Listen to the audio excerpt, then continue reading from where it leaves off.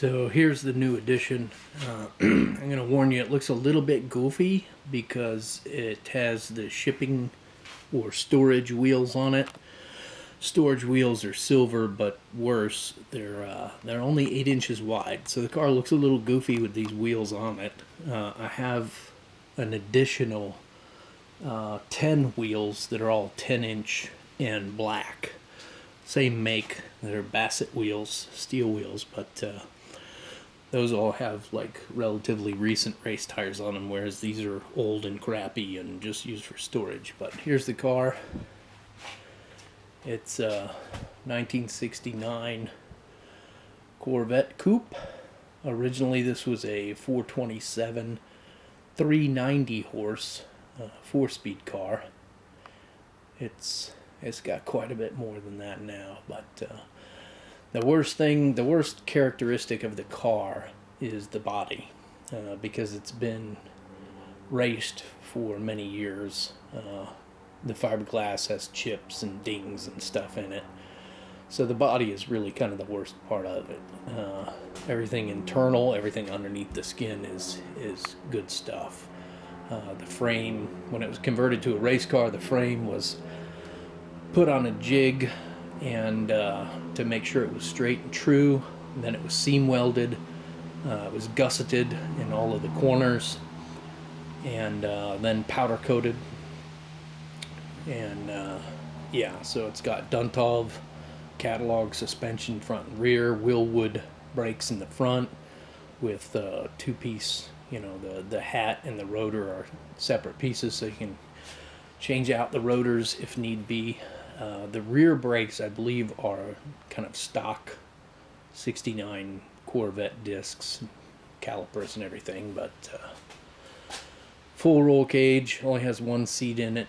I have a passenger seat for it that matches the driver's seat, but previous owner had a cool shirt system put in the spot where the cool shirt cooler mounts is right where the passenger seat would be. So if you look inside, you can see right down there, of course, is where the cooler would be sitting and strapped in. But yeah, it's, you know, all business inside.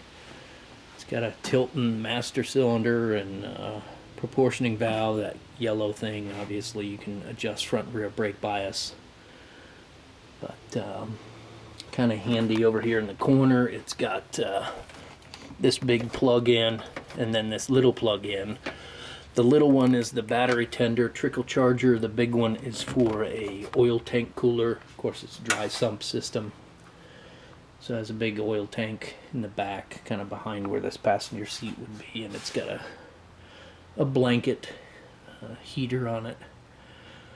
But yeah, this is the new beast, and of course it's missing the Stingray emblem here, but I have the one on the other side, and I think I got several extra pieces and parts and tubs full of things. I think I have the extra emblem to go back on there, but, and of course the previous owner had the number 188 for like L88. That's gonna come off. I just haven't got around to it yet, but so that's the car, and yeah, that's it. So, and it does not have side pipes, which I actually like. That way you're not burning your leg fiddling around getting in and out or anything. So the exhaust comes all the way back, and it does have mufflers on it. The exhaust comes out the back, and yeah, so it's not ridiculously loud, but it's still considerably loud.